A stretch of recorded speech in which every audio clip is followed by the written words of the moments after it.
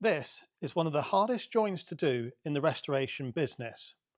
It's a large flat panel, we're welding right in the middle, it's unsupported, and we can't get to the back of it. We can tell by how much this moves just by pushing your finger that it's going to be a tricky repair. But I've come up with a new procedure to make this job easier. If you're wondering what this is, it's a new mic. It's not some fancy chest hair. As with all panels I want to join, I'm using the butt welding method, and I've already started a few tacks up to this point here, and further on it gets a bit more tricky, so we're going to have a look at that. Now there's a lot of restorers that wouldn't even attempt a butt weld on this panel, and for good reason. The chances of distortion are massive. So we've got our two bits of metal that we want to join, and we want it to line up like so. What happens if you have these directly in line with each other? When the weld shrinks, it'll do that. It'll either do that or it'll do that, one of the two if it's straight. Now there's a bit of curve to this panel. It curves this way and it curves a little bit this way. You can see perhaps the curve there. What we want to do is have the panel a little bit convex so that when the weld shrinks, it pulls it back straight.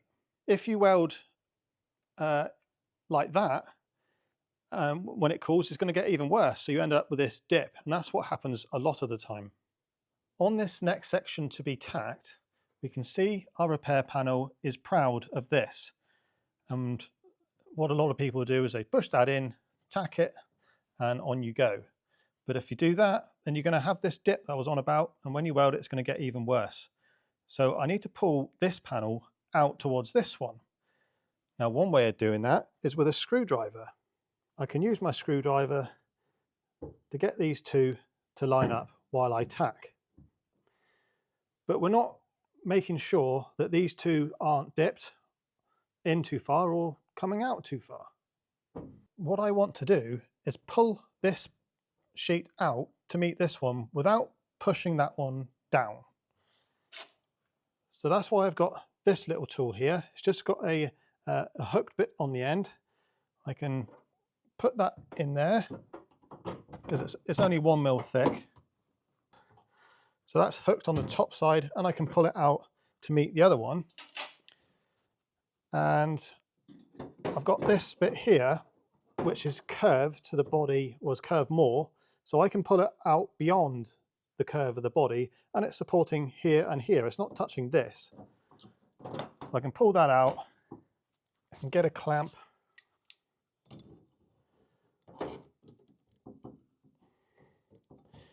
Get a clamp on there. And that's held in place. So we've got this now so that it's supported there and there. That's where this piece is contacting the body. There is nothing pushing this down. So this is now free to be prized up against this because it's being held out by all this clamp. But most importantly, we've maintained this curve. And that means it won't dip down when it welds. We're not into an actual dip. It will reduce the curve. So what I really want is to pull this beyond its natural curve, and then when the weld shrinks, it'll pull down to where it should be.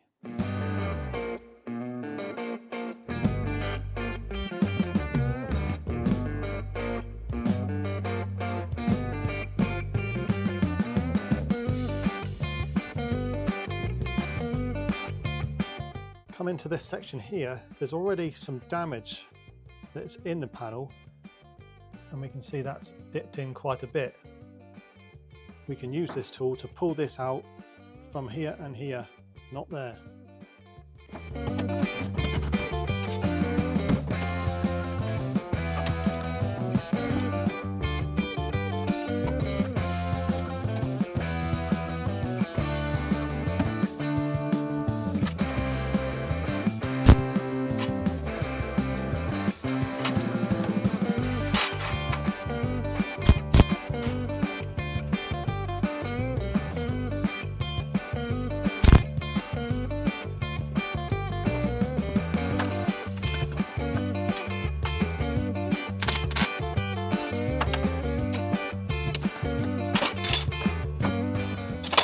Okay, I'm happy with everything up to that point there.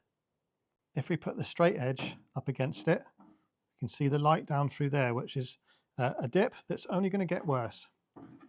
Over here, we can see no gap. All I'm going to do is cut that tack, use my tool to pull this out to where it should be and retack it.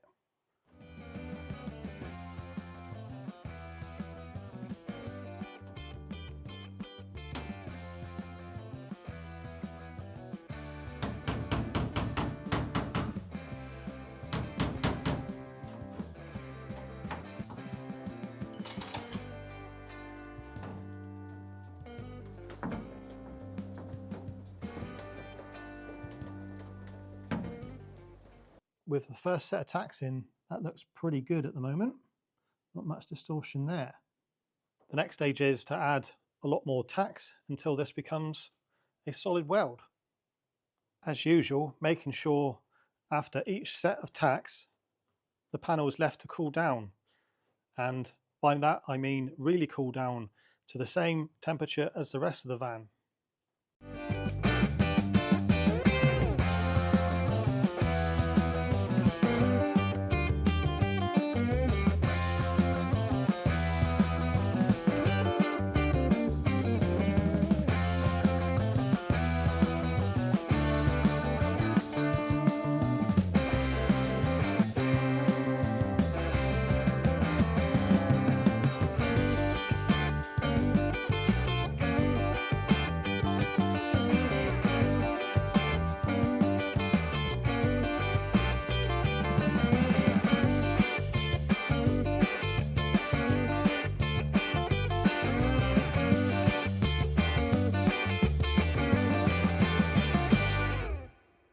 Fully welded then. I've just wire brushed off the weld so it looks pretty for YouTube. How much distortion did I get?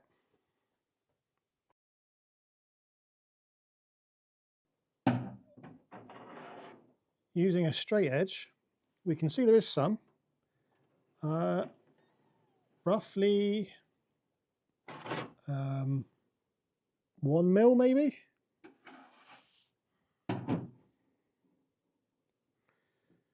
That is about as good as I can do without getting to the back. If I can get to the back with a dolly, I can stretch the weld a little bit and that will get it even better. And these little hook tools here really help. Cost pence to make and saves a lot of time in filler. The next job, of course, is to grind off the weld. And I've made this little gizmo to go in my die grinder, and I can hold a grinding wheel which is off the 4.5-inch disc, so they can be worn right down to nothing. But there is a speed limitation or a size limitation, which is 70mm diameter, and that makes sure that the grinding wheel doesn't exceed the speed it's rated for. What you sometimes get with large flat panels is what's called an oil drum effect, where it kind of pops in and out. So if you push on the panel, you can get it to pop in and out. Well, this is all tight. There's none of that going on. And that's because distortion is down to a minimum. But if you did have this oil can effect, then the solution is to stretch where the weld has shrunk. I've seen videos in the past where, say, this bit is dipped down because this bit is shrunk, and people end up working this bit. Well, that is completely wrong, and you end up chasing the whole thing and making a right mess. Trust me, I've done it. So if you see a problem down here because of what you did here, sort this out. So there has been a distinct lack of videos recently. I haven't got an excuse. Actually, yeah, I got loads of them. Do you want to hear them? Nah, you don't want to hear them. I've been working on the BMW, but I haven't filmed it. I've got a vehicle that's missing a wheel, and I've got another vehicle which is missing a boot.